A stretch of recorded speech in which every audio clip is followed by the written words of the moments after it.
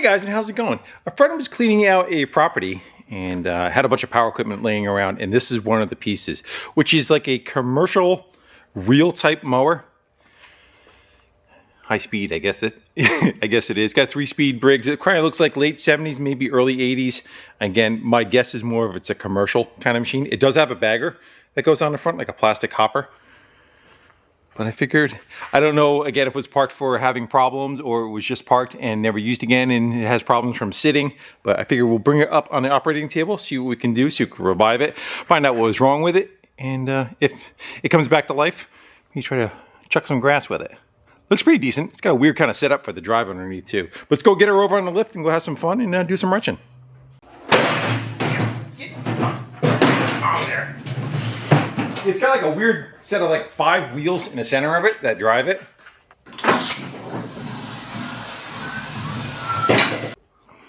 All right, let's get it up in the air. Let's get a better look at what does what. Yeah, it has this weird, when to go push it around, those wheels roll. This is fixed. Those don't seem like they have any kind of chain to it.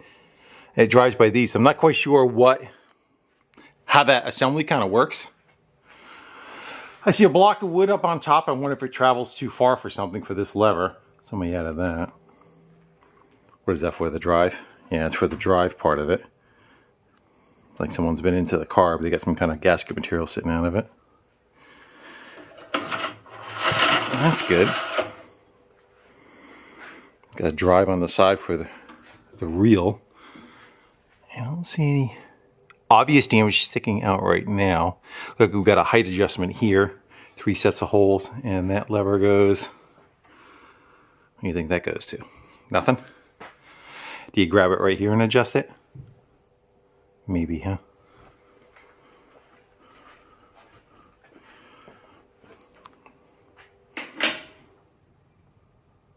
This might be for the cutting bar. We'll figure that out later. I think this side and this side, there's what the grass cuts against is this surface, and then like a pair of scissors, and then it'll have to be set up. A little tiny drive belt here. All right, let's what if we can try to get it up in the air a little bit?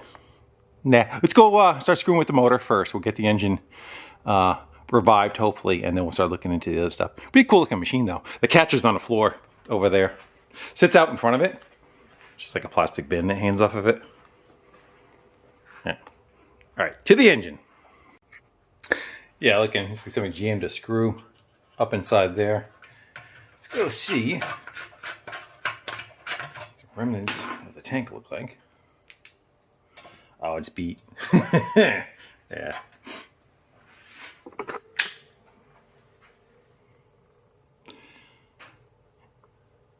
Great condition. I do have other engines of this same kind of vintage, so we could steal parts if we have to. That's looking pretty scaly, huh? Get you back in the stand. I see this thing. It kind of reminds me of the Little Rascals episode where they're cutting the grass for someone, and they screw up and they cut across the rug. There was like a rug out front. And they had to go try to repair it. And they took glue, and they took like the grass and the glue, and they kind of like spread it all back over. They kind of go cover it. Someone comes running out of the house and falls in it, and it all sticks to them. But they're using a mower. I actually think it might have even been a push mower compared to this, but like a real mower. Maybe they hooked it to the dog, and the dog ran away with it. That's starting to sound familiar. All right, let's go get the plug out of it. That's the governor spring right there.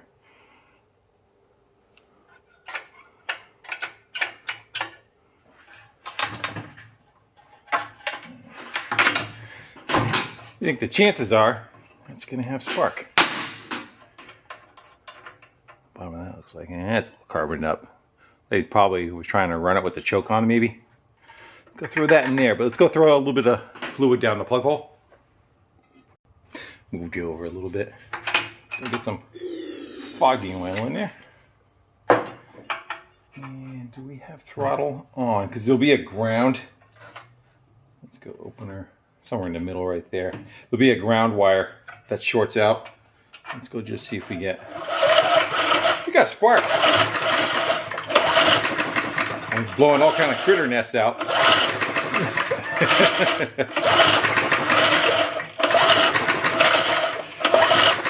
Good. I'm happy for that. The oil kind of circulates a little bit. But yeah, it's blowing all kinds of debris out. Let's go give her a little shot down the old plug hole and fire it up. Let's go check for oil first, but then we'll go fire it up and see what it sounds like.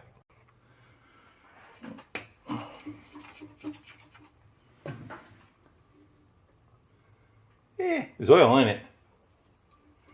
Good enough for now, right? Let's go to the depths of the bottom. We have that much oil in it. It's low, but it should be enough for us to run up for a second.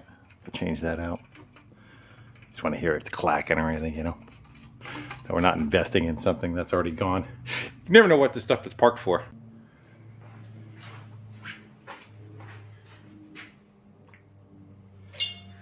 I know the oil's going to fight us, but that's okay. These are good engines. Carbs don't have any float balls or anything. It's a totally different style. But let's go just see what we get.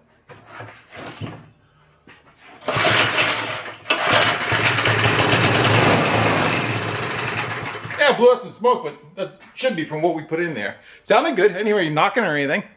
All right, let's go continue on our merry way with picking away at it. Let's go flip it up on its side. We'll take a look underneath, make sure there's nothing funky, broken, that's like irreparable. Maybe we'll get this cover off the side, see what we got going on in there. Let's go. We'll start with that first.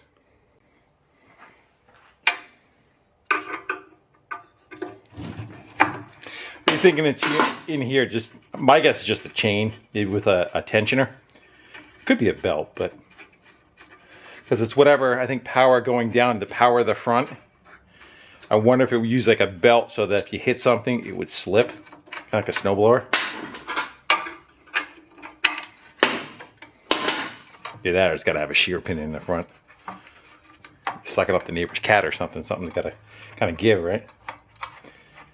And chain. All right, let's go flip it up. See what the underside looks like. Well, I don't think it's going to leak much gas into or oil. Let's give her, because there ain't none in it. Get up there. All right, the meat potatoes part of it. What do you see? Nothing. All right. Is this rotted out, or is it just the paint peeling away? Seems pretty solid. There's our cutting edge. It goes down to it. Pretty good way to lose a finger, huh? So it looks like, where's the power come from? The engine down. So there's a drive belt here, going down to this gear. This gear, like these are just floaters, you know, they really don't do anything. It's like power goes through, powers the wheels, powers also the front reel. Can you run one without the other? Is there a way to isolate the two? That's chain drive, so that's just going to drive no matter what, right? So there's no... I wonder, I see a lever coming down. I wonder if this tucks out of the way and it sits on these wheels, and then when you're ready to cut, you pull a lever down and this engages the ground. Maybe? You think so?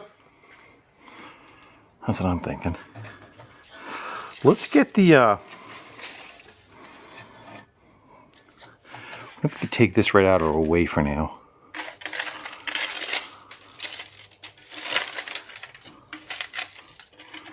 What this is clipped to it on the back side of it.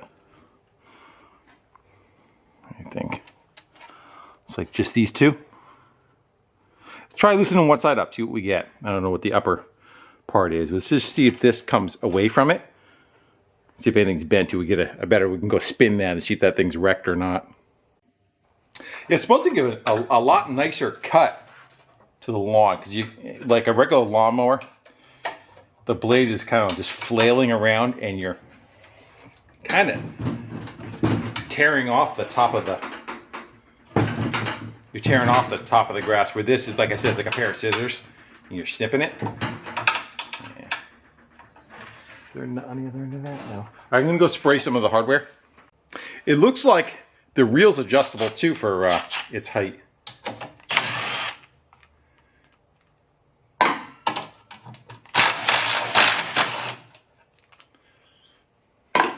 Lay it back down. I get the other.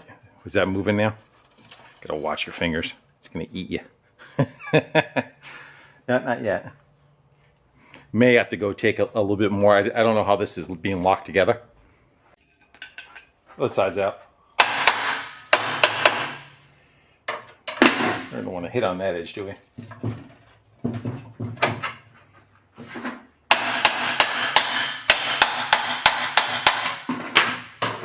I think we have to one more on top. I think the whole seems like the whole back may come out, but I saw that knuckle. Maybe it just kind of like is on a hinge.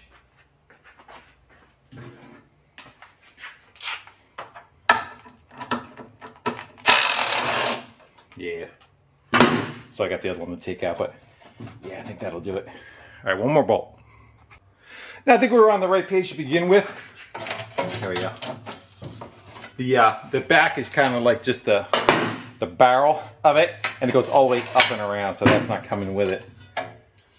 Looks pretty good. Let's go see if we can get that chain off maybe, and we could spin this. Plus we could work on it without being a death trap, and the last thing we could put on is possibly the chain. You know what I mean? Yeah, let's go see if we got a master link going on. Right there. Let's go get that out of there.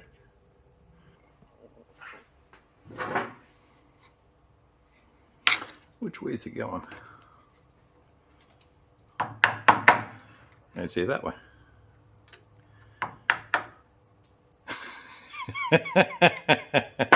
I was gonna say it too, and I didn't. You want to catch that? I see where it went. Probably just get all these chains off and soak them anyway. They're pretty pretty toasty. There we go. This one's probably the best of them all. The other ones look like they're rusted solid. All right, now we can go spin right around, turn right around. Let's go see if there's any kind of bend going on in that front. Let's see, get this out of our way.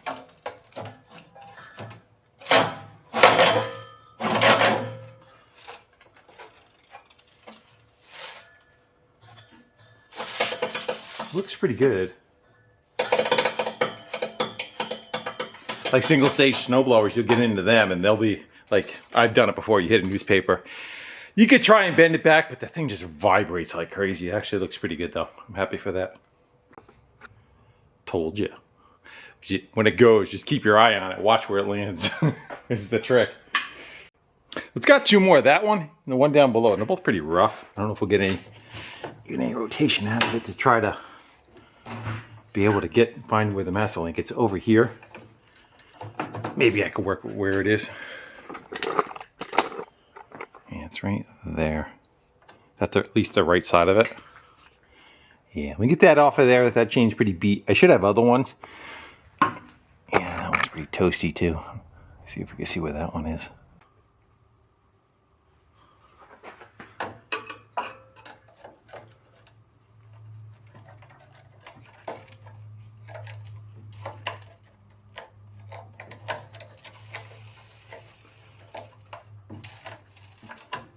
Can't get behind it to hit it.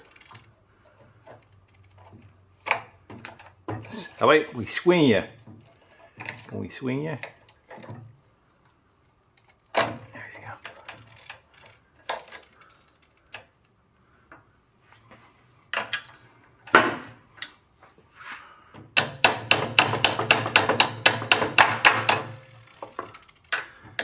I think I get shot on it.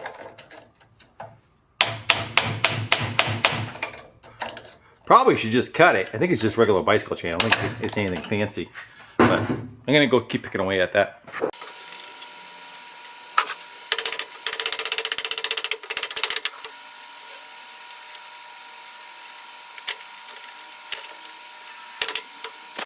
So you could swing that. There's a clip right here. Let's get this off. We'll try to swing this whole thing out, get it in there a little bit better. There you go. How's that? That help us at all? Try to get it in with a hammer, try to pop it out of there at least.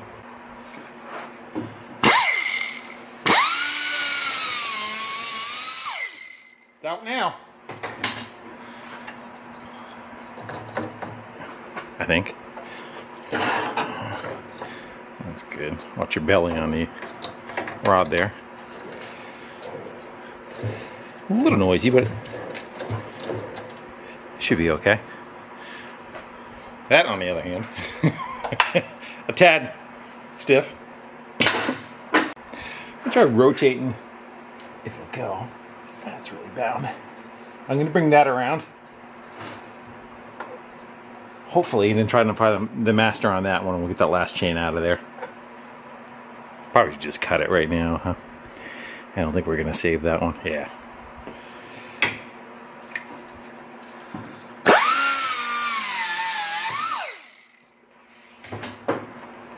Sometimes, gotta break a few eggs, right?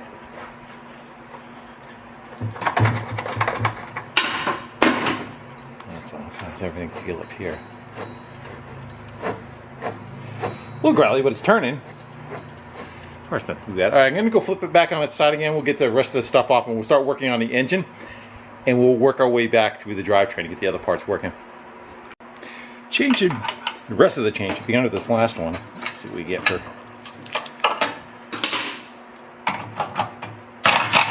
What's left of that chain. That way we can kind of, we got to run it. We deal with this little gearbox. I mean, it all has to come apart anyway, right? Let's go get that out of there.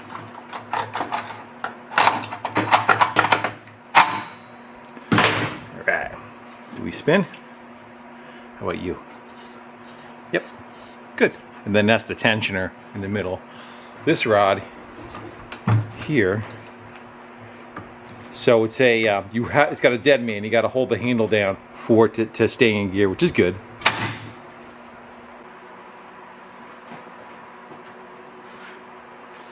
I think the only direct link we have to get off is going to be. So this is for the governor. Then the governor feeds back to the carb.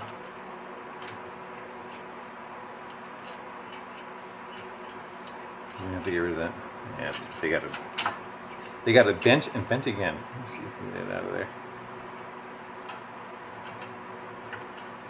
Yeah. That's all. And somebody's already had. Oh, you can see that homemade thing that is on there. I think let's get rid of the throttle. Okay, we need to get this whole fuel system off of here.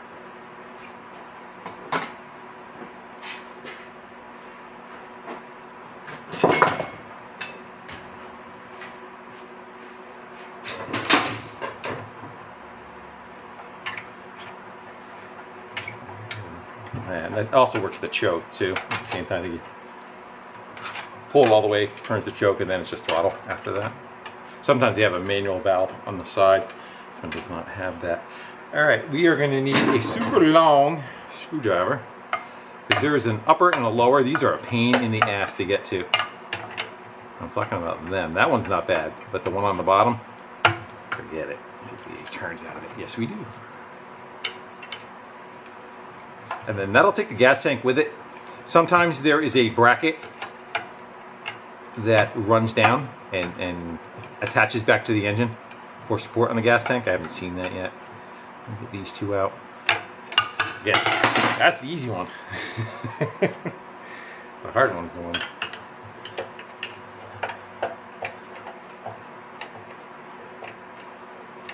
And then there's also I gotta get the wire off for the kill. It's usually just a pinch. You can't see it. It's like a little metal diving board. And you push in, and it just has a wire crimped behind it.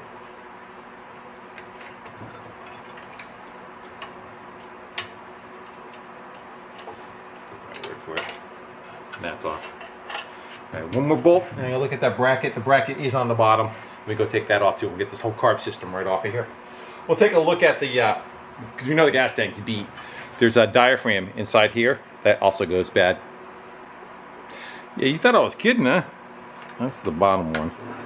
And like sometimes you might be able to get a wrench in there to crack it loose, but you can't even get a screwdriver straight on. You're doing the best, like just like we're doing right now. Fortunately, it's not terribly tight. But yeah,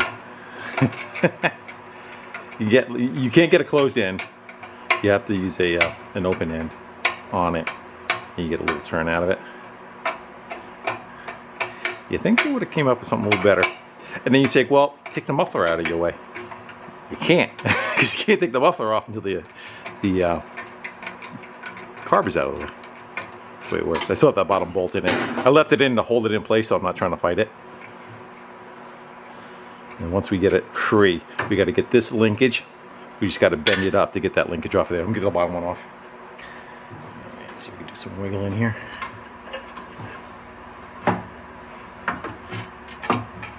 Like I said, I want to get.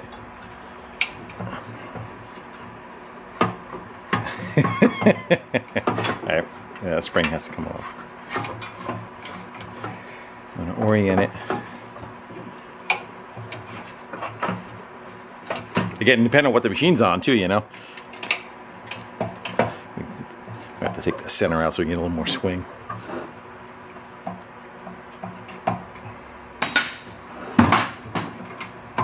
And then when you put it together, you get to do the same thing all over again.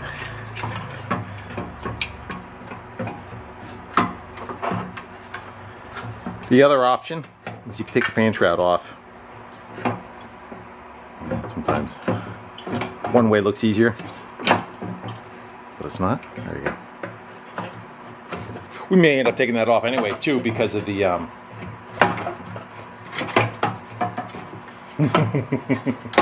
the bottom? Alright, fine. However you want to perform. Because there might be debris in there anyway. But let's go see. Alright, so we need another carburetor and fuel system. Fuel tank. Actually, we're going to look at that carb, right? Let's go get... Yeah, somebody made that, that's for sure. These are kind of a cool system. Very, very simple how they operate. There is just a little diaphragm in there. There's no float ball. There's like a cup down inside the gas tank. It constantly pumps fuel around, and then it fills up a little cup on top, and then the carburetor just draws from that cup into the fuel system, and that's like the reservoir of like normally what a float ball would have. I might as well take this one apart. Why not?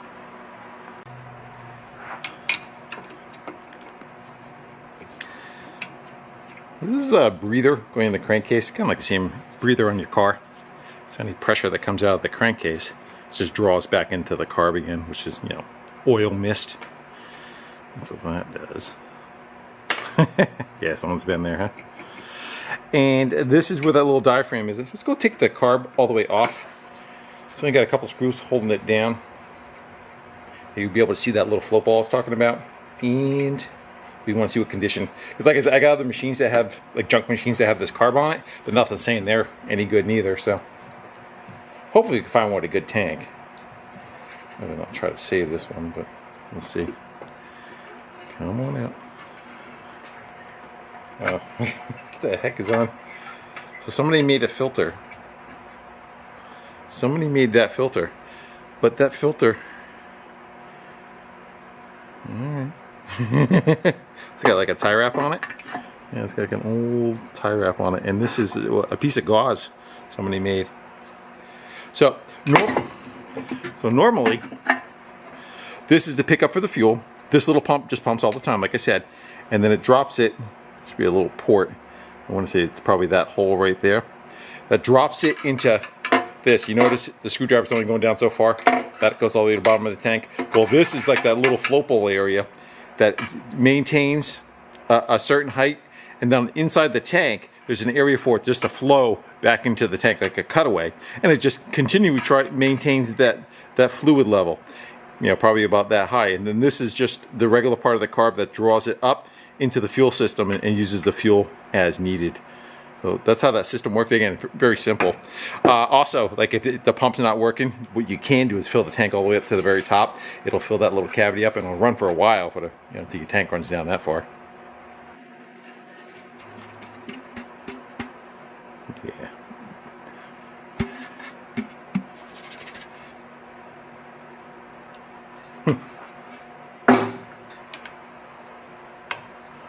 Really no moving parts other than this little diaphragm.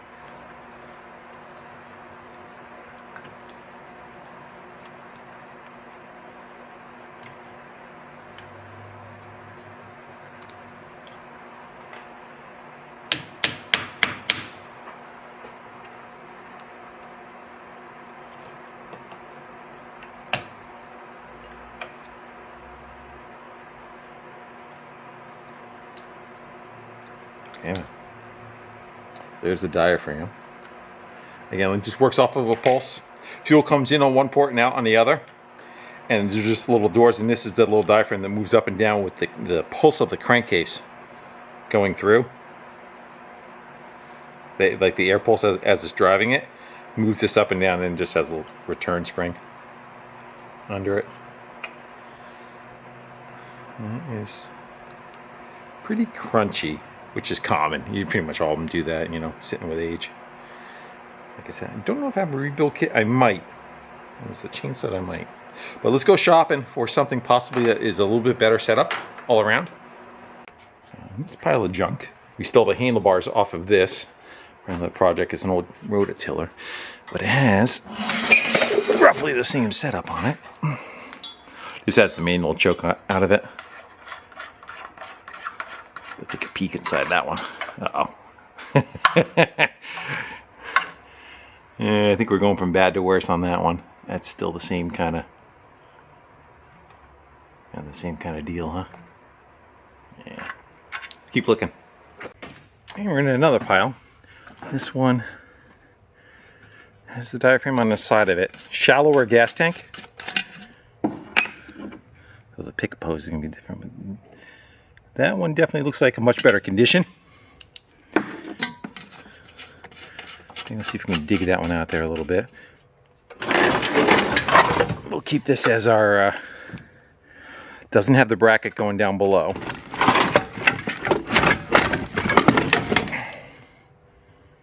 Yeah, we'll keep that as an idea. Possibly that one.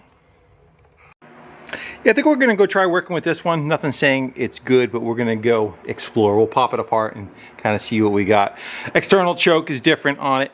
The biggest thing is if we are able to get the linkage the right length so that the governor part of it works. This also has an air fuel mix on it, which is nice. There's a little bit more adjustment. Yeah, you can definitely tell these are in much better shape. Plus they're brass instead of the plastic, and they have the little screens on them. Let's go see what our little diaphragm looks like. The inside of that tank look really good too, which is nice. A little bit of cleaning, but there's no rust. It's just like a varnish left over from old fuel. So we just got to eyeball that linkage too to see if the governor's going to work for us.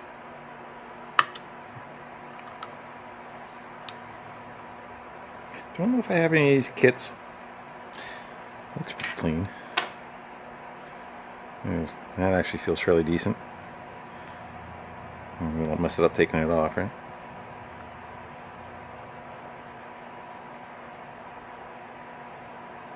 That one might actually function for us. Plus I call them the diving boards. The check valves are in pretty good shape too.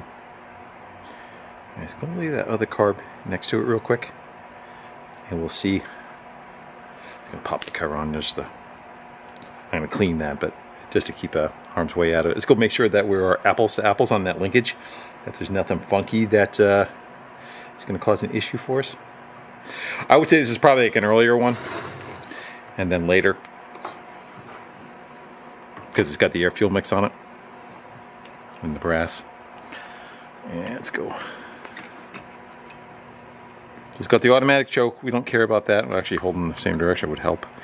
As long as the pivots are in the same location. That hole and that little hole looks like it should work for us. You don't need the extra apparatus. Well, this one had adjustment on it too. That's good. And the other thing I don't see is the shut off. I think we might be able to add it. It's going to pivot on that screw, right? So we need this linkage to be able to come here and ground that out to shut it off. Yeah.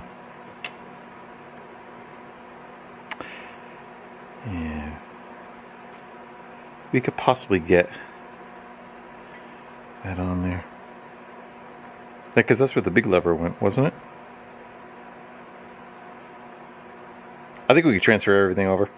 We're going to figure it out one way or another. You speak now. See anything that doesn't work for us. I think this setup should be able to screw it into there, right? Is that threaded? Yeah, it is.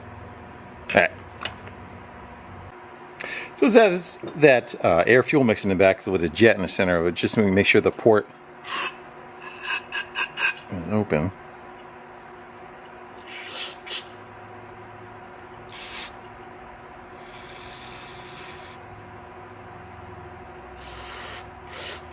Coming out the jet.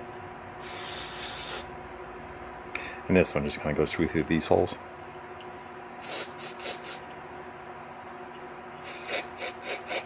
Good. You notice I kept the diaphragm away from that stuff. Alright, I'm going to go throw some stuff back together and cobble between the two of them and see what we get as far as hopefully all the parts match. We're going to yank that pull start off anyway. So I want to look at that linkage, plus I think we got probably some critter damage. Hopefully it clears the frame. Yeah. And what do we got? Yeah, a little bit of crap in there. This is the governor right here. It's a little air vane, which is connected to that spring. That's the kill switch. All this, it fell off anyway. It's got to get hooked up to that, and we get like a feedback with the governor carb. The problem is that the linkage is going to be a little different on the carb. That's why I wanted to take this cover off. We'll try to get the carb and linkage working, see if we like it, and then put the cover back on. May or may not work for us. We're going to find out. First, let's get rid of the cooties. Let's hold on to these and we'll go flying.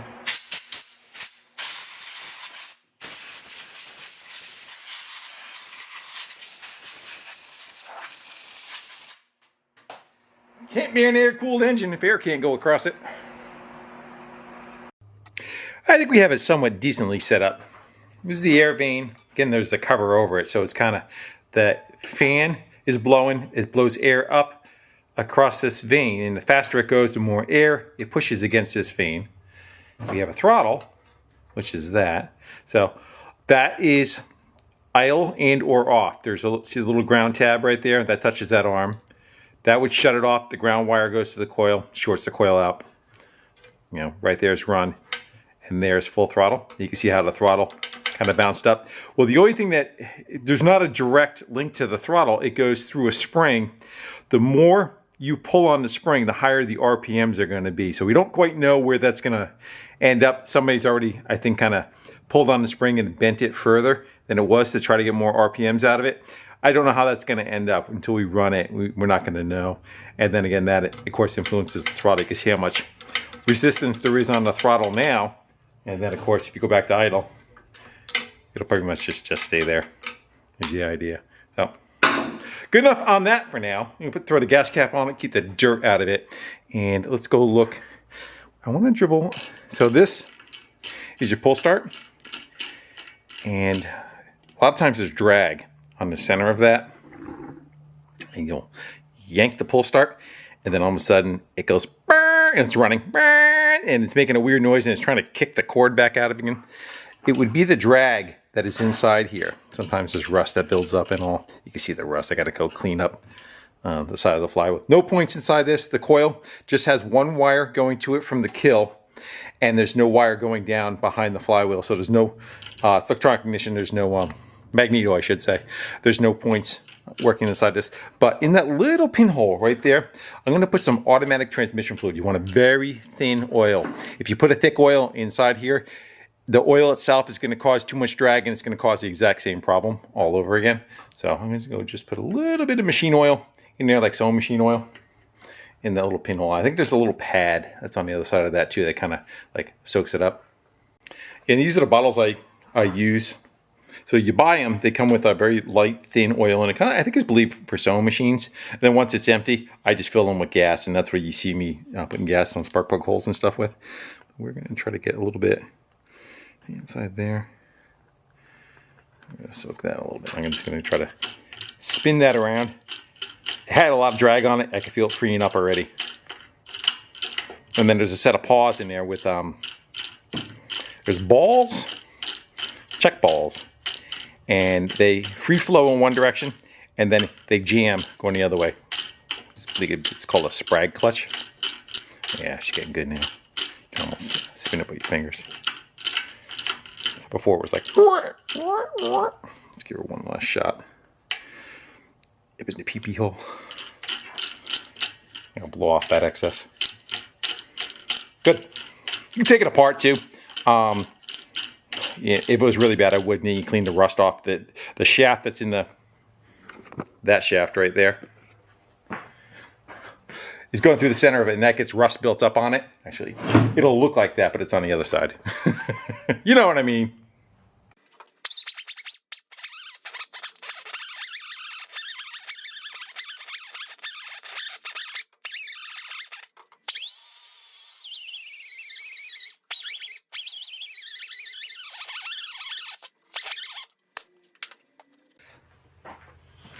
You can kind of clean up its DNA a little bit. Getting kind of nasty over here. I'll fire it up. I don't want dirt kind of going everywhere. Stuff off about 1.5 pounds. So far. Oil change. What do you think the chances are? Put the cap back in. I'm going to flip the tray. Shit's going to go everywhere.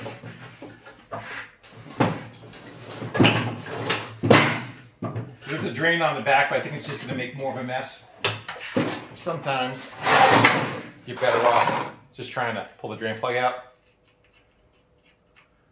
and do that.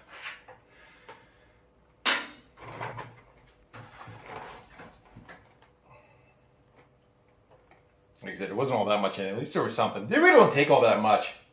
Be surprised.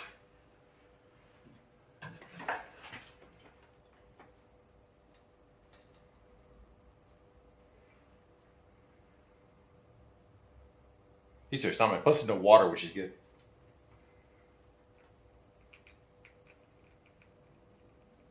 Plus it was only about half full. Alright, I'll let that pitter out. I'm gonna lay it down one more time. You have to go to the. It's gotta go to the front. There you go.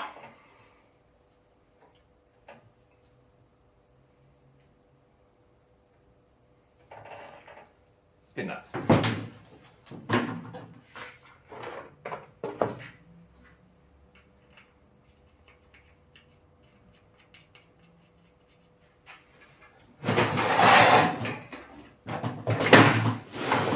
Gotta stop putting my hands by those blades. Yeah, we are treating it way too nice. With a synthetic 530, it should be like a conventional, I think 1030. These things will run on anything. Put mud in them, put grease in them, put nothing in them. I have a walk behind leaf blower. I bought it. It was junk. It burns oil like crazy, and literally you run it for 15-20 minutes, it runs all the oil out of it. And I put oil in it about once a year, and again, the first 1 or 2 times you're done using it, it's out of oil. It just runs. It runs till it seizes. And it cools off, fires back up, put a little bit more oil in it. Definitely very forgiving. All right. I think a couple of pieces I got to go put on the carb. I think give her a couple of yanks after putting fuel in it. So there's that little vacuum port to the breather, and it had a boot on it. That one. And split right down the center. You're going to go put it on there. It's going to leak like crazy. I'm thinking, what about a spark plug boot? I think it's something that's kind of the same. I wonder if we can kind of trim back a little.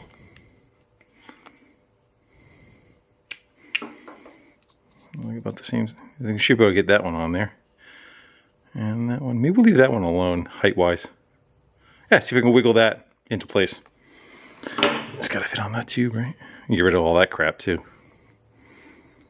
Oh, yeah, she'll go. Legos from the factory. Let's go throw some gas in it. I got something that came in the mail. Jim from Florida. And once in a while, he watches the video and sees something that he thinks I could use, and he sends it my way. I guess we're dumping gas in the cars, and he was laughing at how well that was working. So this is a little electric pump. I have one for, like, you know, purging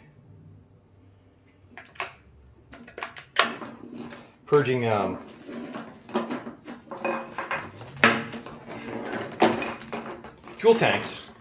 This, untangle it, get it together. Supposed to go down inside one of these cans. These lovely cans. Go ahead. You know, you can say it. I don't know if I can get that off of there. I guess this can thread onto here. I have to get rid of that other piece. And then this setup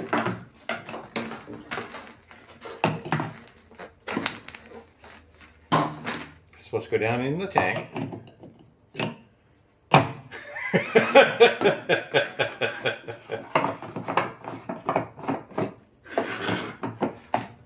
Oh, you're going in. Trust me, you're going in. All right, let me see if we can get that set up. And the idea is you turn a switch on, you can just draw it right out of the tank. It may never be coming back out. but it's in there. Again, the idea is to be able to do that. And there are some batteries I had laying around, those 18650s. I don't know if they're any good or not.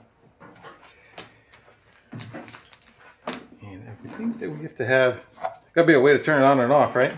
This is the cover that goes on it. We gotta figure out what makes it work. Possibly. Those batteries may be no good too.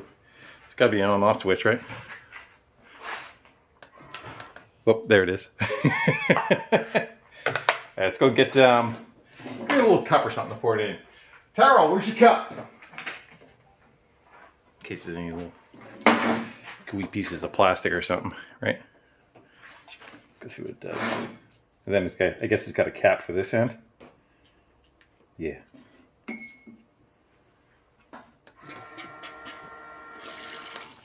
Oh yeah. Well, baby. Stop. So I guess gravity will feed afterwards too. So all right, we should probably use it uphill. Learning curve. That's why we did what we did. All right. Thanks, Terrell. That's it.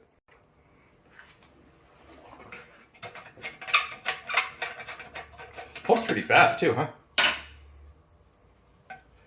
Let's go.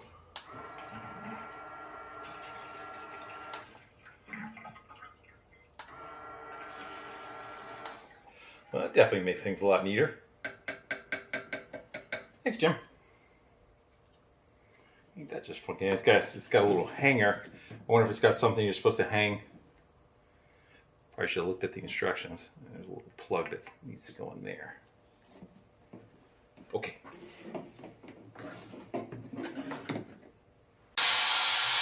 Drop it down there, it'll be easier to start.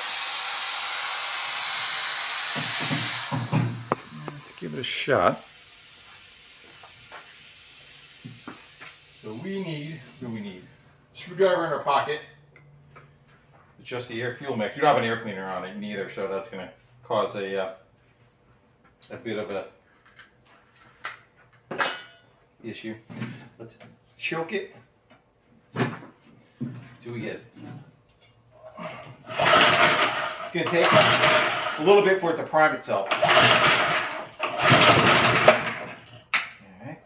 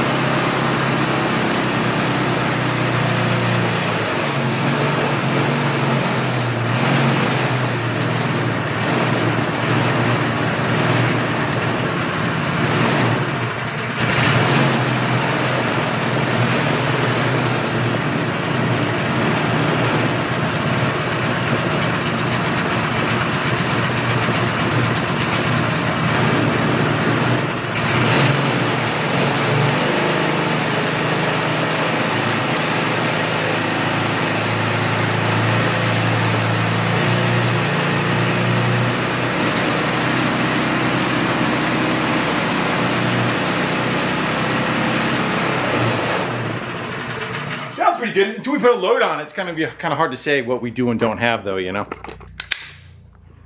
Yeah, whether the governor is responding correctly like it should. Sound like possibly should be revving a little higher, but, you know, we'll see. All right, I think I'm actually going to go home for today. We'll pick it back up for you in about 30 seconds. But we'll continue on. We'll start chasing all the other bits and pieces and start to get the front end to drive and the wheels to drive and all that kind of stuff. So you can shove it in some weeds. Well, looking at that a little bit better. There was a photo eye going right down the center of it right there. That it shuts the fuel off automatically when it gets over full or too full. Hopefully. That's to be seen. I haven't tried it yet. It's pretty cool though. Hey guys, well, it's actually the following week because when I was filming on Tuesday. Wednesday came along. Wednesday was not that great of a day, and I was just not in the mood to film, so that's why I put the Challenger video up ahead of this one. Challenger video will be, series I should say, will be moving forward over the course of the winter, was the plan on that. And I got some other stuff coming up too that I'll be making videos of that are, we'll call it revealing. Anyway, we're going to go back onto this machine. It's been sitting for a week. And I think we should start working on our drivetrain to work back from the engine, start seeing what does and doesn't spin, any of this kind of stuff, and start making some chains up and work our way back to the blade of it. Let's go see what it does for a cold start. Let's go give her some throttle. Pull the choke out. Ow! You ready to choke?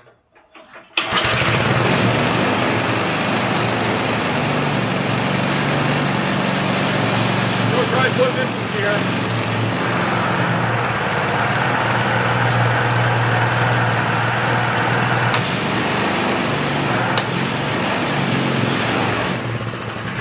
Well, apparently something's stuck in there. It's making smoke. Probably like the idler that comes up into it. Let's get it to the table, back up in the air, and see what's going on with that. And so it looks like that is our idler. It's supposed to be our idler. And that's not moving. And it looks like that's the pivot bolt. Let's go see if we can get this bolt out of it, and if this assembly will come out, and we can get that little wheel freed up or replaced.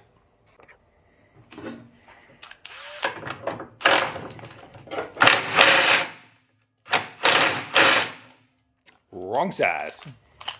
How about you?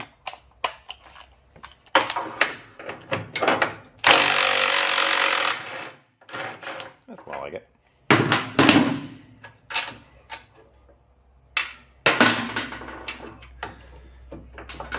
You gonna be able to come out of there?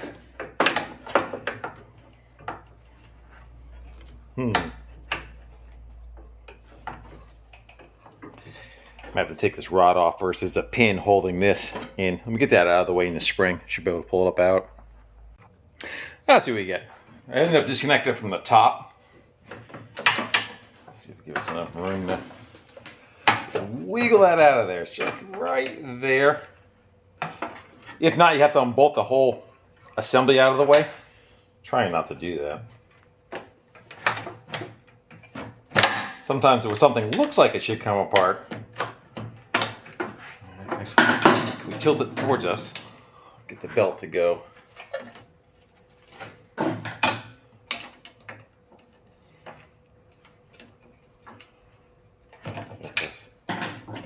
We're in. It looks like a cam follower with a cover on it. Let's go put that in the vise and see if we can kind of work it free. Yeah, it looks like a big cam follower with like a cover on it. You can see the center screw in the middle. I'd say, I'm gonna spray it. Let's go pour. See if we can fill that little cavity up. Whoops. That's why we can't have nice things. Let's go get some pliers on it.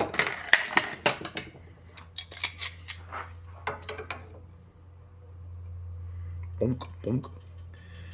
And we'll just keep working her.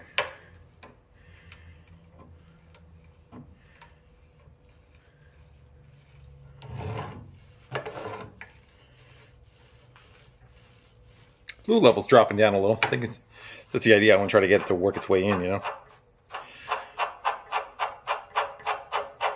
Problem is, if it stays growly like that, it's going to burn up over time. I wonder if I have a snowblower parts machine. They use those.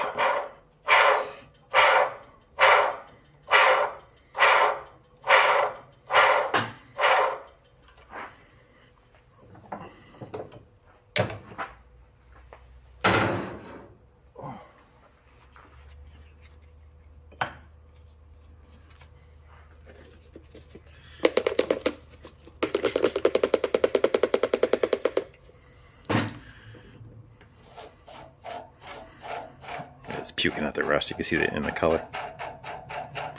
I'd definitely set out in the weather for a day or two. I'm going to go see if we can... this looks like it's almost like a rivet. Let's go see if we can get that center screw out of it. And how it's made. See if we can kind of put anything. If we can't, we're going to use that. Let's go get a big ass screwdriver. Let's go. I have this. Let's see if it'll fit in there. Let's go. Wow.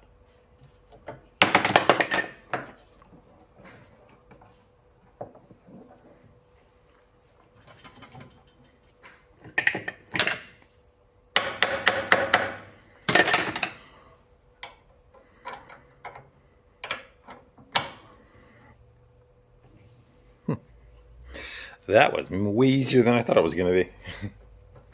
Let's see how it's put together.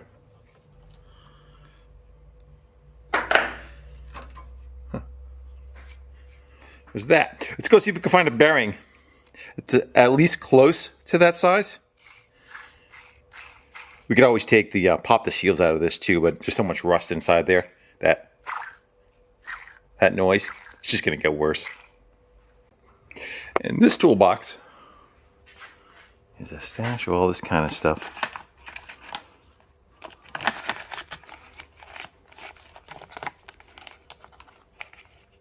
Trying to get the ID too small. Let's just see if anything pops out for us. How about down here? What do we got for these guys? That one? I'm kind of wondering if that shell comes off of there. Right? Doesn't look like it.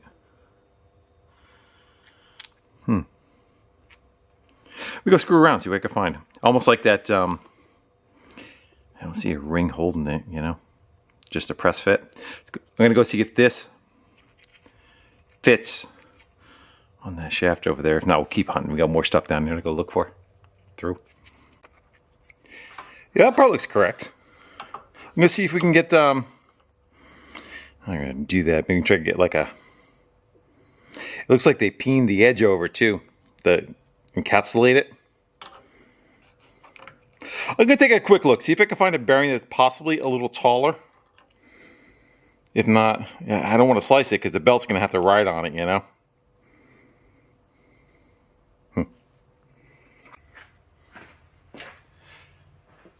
Let's just see if it'll move at all, how hard it's pressed in there. Let's go give some love taps.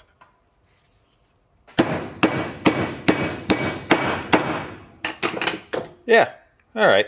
I'm going to go try to find a piece of pipe or something that fits around this outside edge. See if we could drive it the rest of the way out. If not, we might have to grind this lip. I still think it's kind of peened over holding it.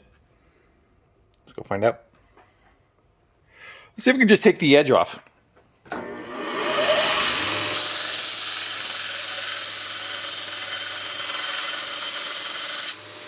Give us something to push on too, you know.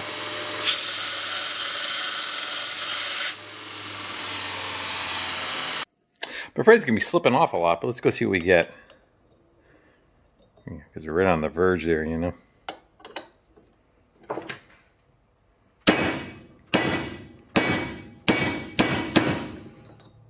Oh, yeah.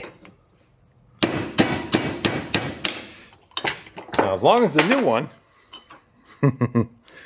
it's got the same size as that, I think we'll be good. I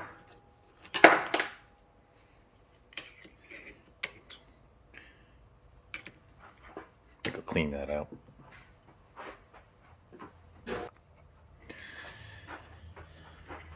What if we would better go like that?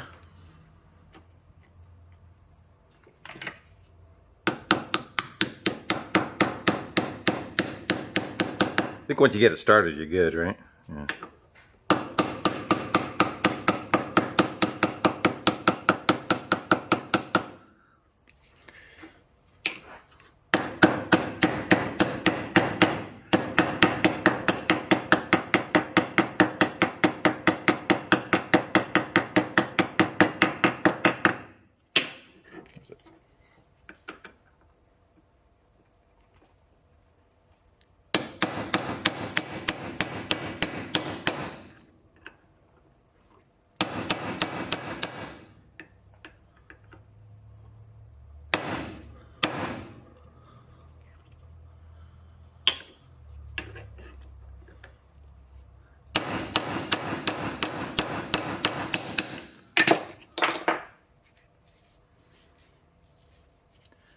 I'd say we leave it right there. Good. New parts.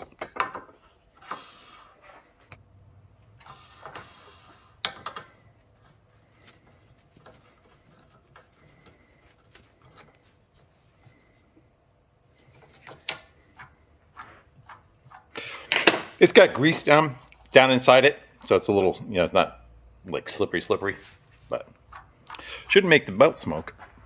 That'll wear into as it runs. Well, that part looks pretty good. I think we are all set for the drive portion. Let's go see about getting ourselves a chain set up to run down to at least the drive, and we'll try seeing how that setup is for us for driving those middle wheels.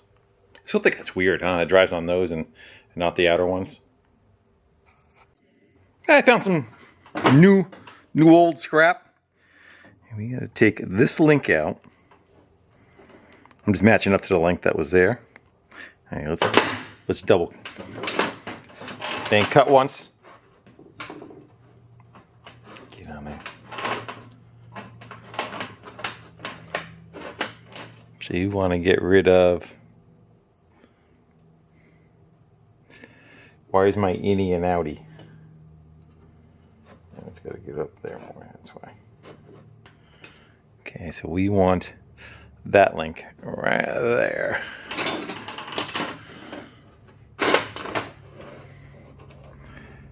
That goes on.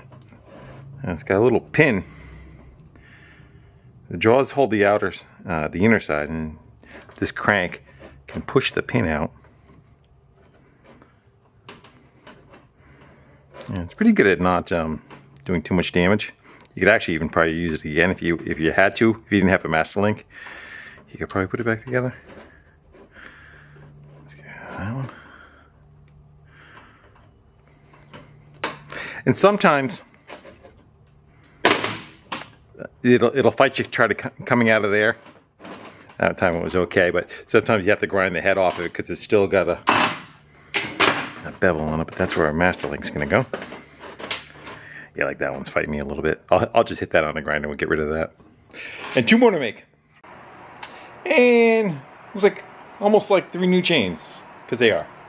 All right, the first one's on. Let's go fire it up. It's tight right now, but again, I went by the size that was there. Hopefully it runs for a second. It may settle itself in.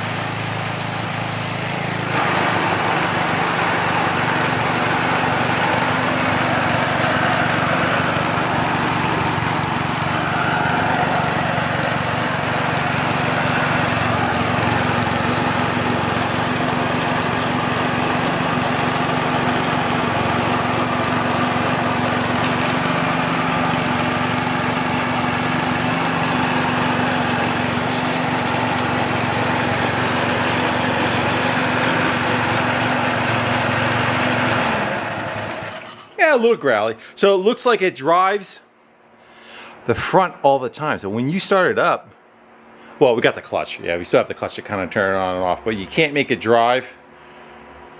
The only thing that we can turn on and off is the drive once we put it in gear. That makes sense? Kind of like opposite what you would think. You think you'd be able to fire this up first, independently. I don't know what I'm saying. I can go throw another chain on it. Let's go get this one on there, and we'll try getting it up on like a couple of blocks. So I don't have the wheels turn and see how they look, and then we'll again just follow it through. Let's make a feeble attempt at trying to put some oil on the bearings, huh? Well, I got it on its side.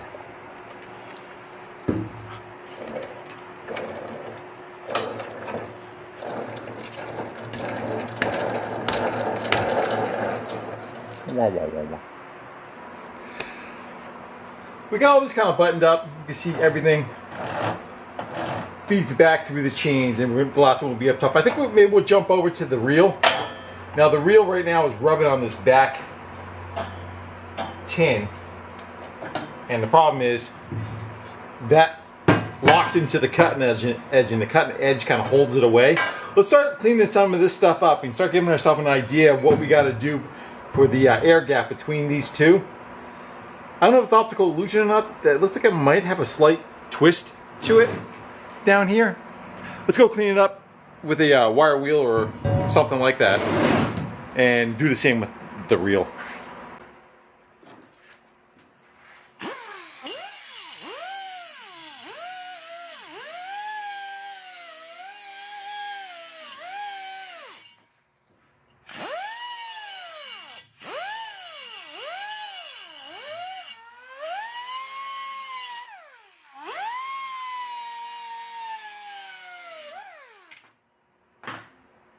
Feels pretty straight. You get a straight edge and lay it on it. Well, level should be level, right? Let's go and put a light behind it, see what we get. Yeah, it looks pretty good. See a little bit of bow in the center of it. Yeah, right where the light is, you can kind of see a little.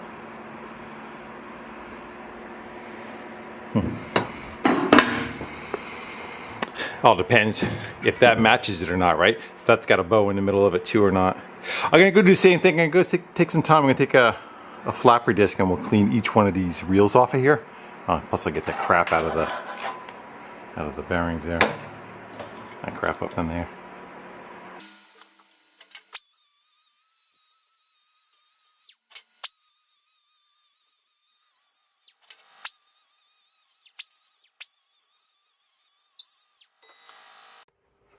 So it looks like the cutting edge itself is fixed. You can't move it. It's bolted in place, but you can move the reel on its sides. And it looks like on this side, you could even hear it's touching, right? Like right there, we're touching. And when we get over, let's take the same blade. It's like as we go across, I mean, it's close. And you can see the air gap definitely opening up there. So I do think this has a bit of a bow, the same as the, this has a bit of a bow, the same as the cutting edge. Well, let's go see if we could drop this side down a little bit more. That's a fairly large air gap that's there.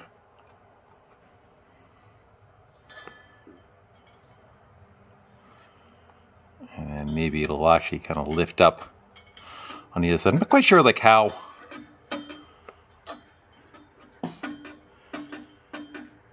close you're supposed to get, but I figure we'll get as close as you can without touching, or just a hair rubbing. And if it's just a hair rubbing, maybe it'll wear itself in. Again, this thing doesn't have much horsepower. It's only got 3 horsepower, but yeah, let's go loosen this side up right here. You can see the adjustment. We can kind of rack it a little bit. Just try to bring this side down just a little bit. Looks like it has 2 slides on it. One up here.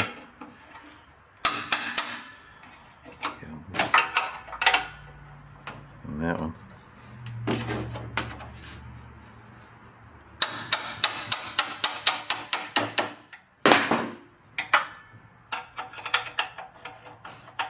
I'm sure it probably pivots off of one bolt in the back, but I think we should be able to influence it a little bit. Let's go get like a brass rod and we'll tap on it. it will get it to just so it rubs and we'll back it off a hair. So we want to go that way, right?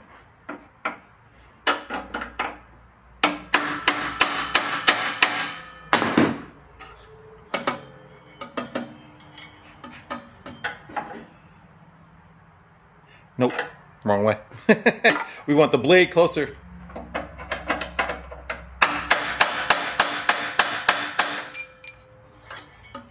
Keep going till we rub.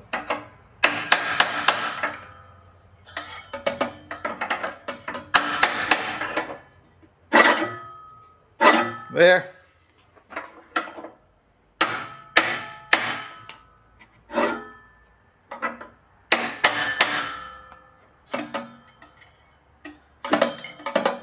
Look at that. Probably back off the other side just a hair. See if that's any improvement for us. Let's see what we got for a gap. Oh yeah, we're right there now.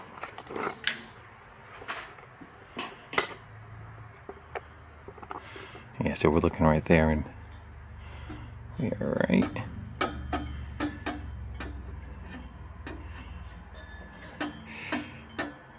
And that always seems to be on that. That one rubs. Tell me if they all are. That one misses. That one misses. Misses. So it's two of them. This one and this one.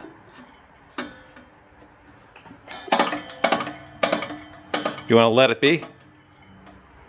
Yeah, let's let it be for a little bit. If it continues to be a problem, we'll back this out. I'd rather try to leave it, the scissors as sharp as possible against each other. Hopefully it doesn't move when I tighten it down. Well, I think we're ready for the shakedown run. Got the chain on there. The guards are left off, just going to keep an eyeball on things. But here's what we have. I've kind of figured out how we fly. So this is just the dead man. This will drive everything, and as soon as you let go of that, everything should stop. The drive should stop, and the I'm going to call it the reel should stop. And to engage and disengage the wheels, like right now, every time we hit that, the wheels are going to drive. But it's in the air, it's not touching.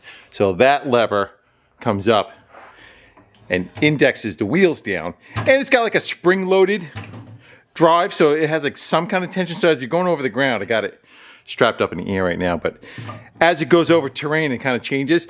The wheels, I think, kind of just follow the terrain with it, try maybe to maintain the cutting height. And I think you can push it all the way forward and it locks if you want to like really drive it. But I think it's really supposed to be used like that. So, and then when you're not using it, it gets clicked up out of the way. I lost my lock, hold on. I think we're going to fire it up. There we go. We're ready to fire it up, and then we can kind of test this stuff and see how it operates. Watch, fingers. Give it a shot. Fire in a hole. Let me snug this up a little more so it doesn't fall off. Good, about half throttle, try no choke, see if it'll go. Nope. Choke.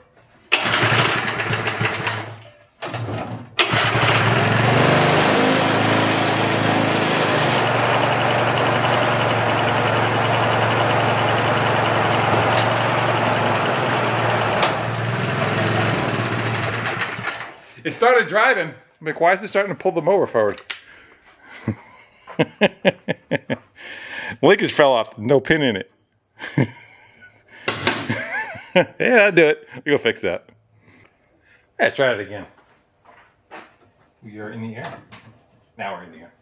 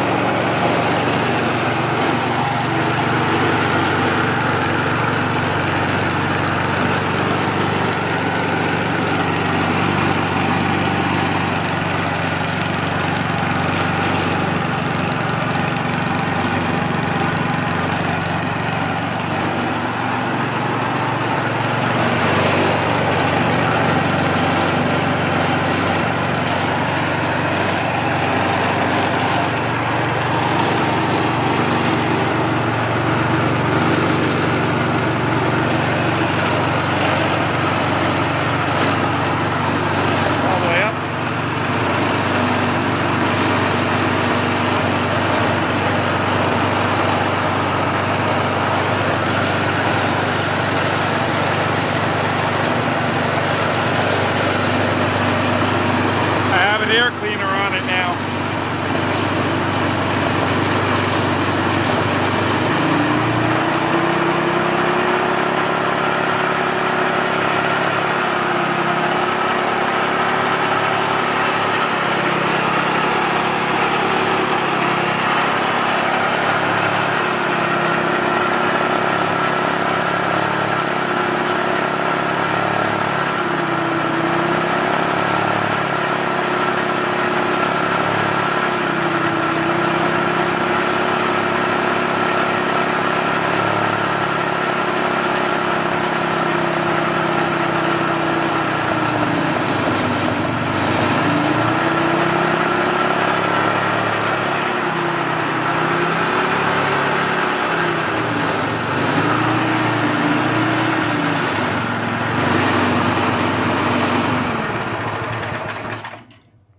We'll see if that's in the right spot or not. Good. I think we're kind of buttoned up. I know it doesn't look all that pretty, but, you know, that's how I roll. All right, I'm going to throw some guards back on it. Maybe we'll throw it in a truck, try to find some place that we consider the end of the year. There's not much good grass to cut, but let's go see what we got. We're back at the house, and I definitely left the grass grow. That's a bit of a challenge. That's right there is where our leach field is. So the grass always grows the highest right there, but that's like 10, 12 inches tall. Way too much for what this machine can do. It's meant more for doing the, you know, the fine stuff. Maybe we could try over in that area where it's, you know, 5 or 6 inches tall. But anyway, let's go fire it up, go run it in some grass and see what she does.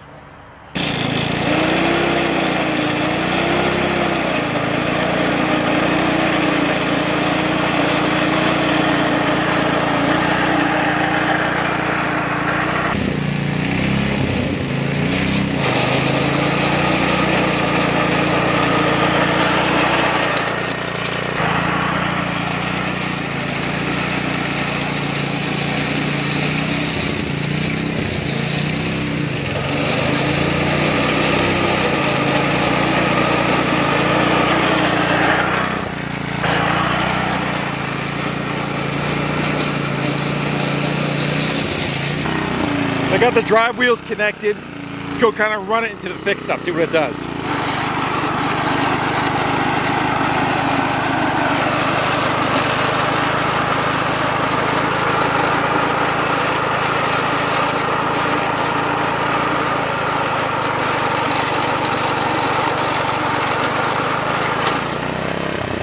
Not too bad.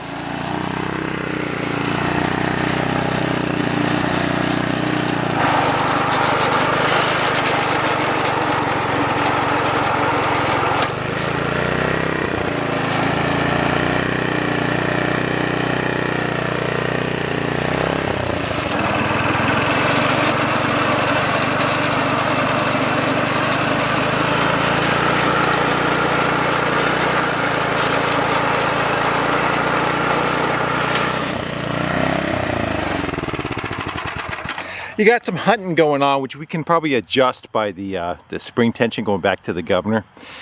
Well, that seems like it's pretty good. It's cutting nicely. It doesn't really show it there. Let's go throw the gas catcher. Let's throw the grass catcher on, because the other problem too is it's throwing the stuff in front of itself and then it has to cut it again.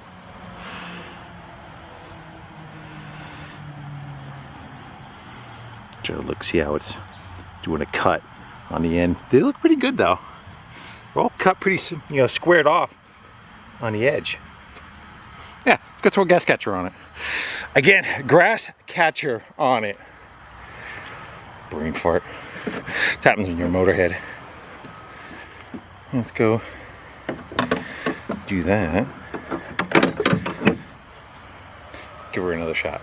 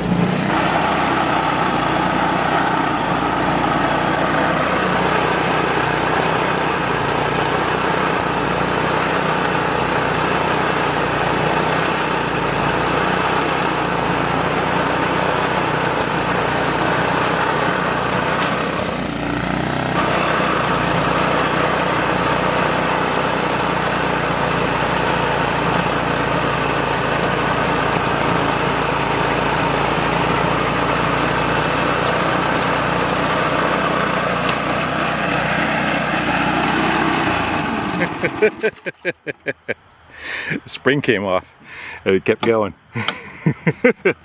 Gotta go crimp it on there a little bit better. You're starting to stop. Yeah, I guess this is probably about as full as you're gonna get it because it starts feeding back on itself. It's doing a good job. Let me go knock the rest of us out. I'm surprised. It actually did fairly well in the tall stuff.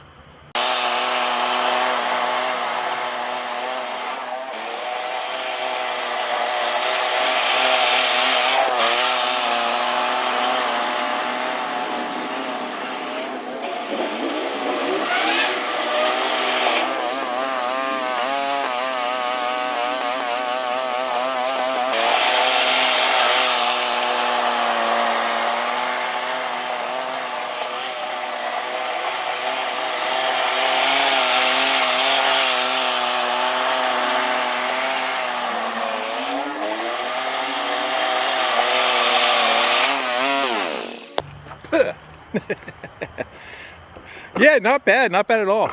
Definitely, yeah, I missed some spots, so I made some rows in the beginning of it. Plus, it's really tall. You're kind of, if the grass was normal height, it wouldn't be knocking it over. But you can see where it wasn't quite as tall. It did just fine, better than any kind of push mower. What do you want to call it? Blade mower? What's a rotary mower? Yeah, we'll go with that.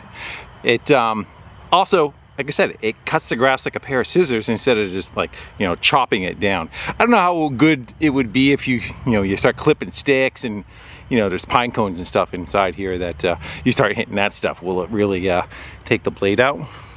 Don't know. I think that's kind of like what was first invented too. I think those were like the first style because you had the push mowers that were like that, you know, that powered it, and then later on they made them gas powered. So, yeah. Yard needs a little bit of love, huh? Anyway, back to the machine and the Harleys. Let's go take it out of gear, and it rolls real easy on the wheels. The self-propel, I thought it was gonna be a little too fast. It's not. It seems pretty good. It maintains its speed. It wasn't like it was too big of an issue for trying to stall it out for going too fast, because the RPMs come down, it started slowing itself down. I like it. Something different. Maybe it wants it local. I don't know, 200 bucks maybe? Seems fairly decent. I get a little bit of hunting. He's kind of going on with the, you could change the position of where those springs are, make the governor a little bit less sensitive. And it seems like it's doing what it should. Plus this one didn't turn into a, you know, in the 70s, every one of these that you saw, you took the motor off and you put it on a mini bike or a go-kart that you made. Neat. All right, guys. Well, let's go in the garage. It's so noisy out here. We'll do a little ending. Yeah, it seems pretty good. Hanging out in the old garage. I can't believe I recorded here. So noisy in the background. All the street noise. I'm so used to kind of working quiet now. Anyhow, worked really good. Pretty fuel efficient. I'm surprised it didn't use that much gas running for the amount of time that it did. And I think when it's set up right, it performs quite well. I can imagine if you're off a little bit on where the cutting surface is, and you're kind of like ripping and tearing the grass, it would bog itself down. But no, it seems like it does what it's supposed to. It's this was another one we did too. This is an old snowblower with metal wheels and stuff. I don't know what you could see of it. Anyhow, the old stuff, you know, you think it would be all antiquated and everything. Safety. That's a different story on both of them. But yeah, this is an old snowblower we did. I think this is probably from the 50s. You can see the steel wheels and stuff. And we ran that in snow. It actually did quite well. All right, enough of that. Switch topics just a little bit. I got some changes that are going to be coming up. Nothing bad, but I got some stuff kind of that life is throwing at me, probably the best way to put it. So I'm going to have to go deal with them and kind of make some changes. I'll explain it more in another video. I kind of want to decide what I do and don't want to put out to the internet, because once it's there, it stays there. Nothing bad, but some stuff I just got kind of going on in the background. I don't know how you want to say it. Anyhow, I'll deal with that on another video. But for this one, I think we're pretty good. I think I'm happy with the way that turned out. We kind of put some junk together. Really, what we put in it, some chains and some oil. Everything else, we just kind of cobbled together from other broken carburetors and whatnot. They probably sat in someone's backyard uncovered for 20 or 30 years and it came right back. I don't think the new stuff's going to do that, do you? Yeah. Some of this old stuff is pretty good. All the sheet metal's nice and heavy and thick. It's not, you know, same thing with that. You know, it's just a BC machine. It's not a hunk of plastic that, you know, rots away in 5 or 6 years. Again, I don't know what date this is. I'm thinking late 70s. And I want to say this was late 50s, maybe early 60s. All right, guys. I'll see you later.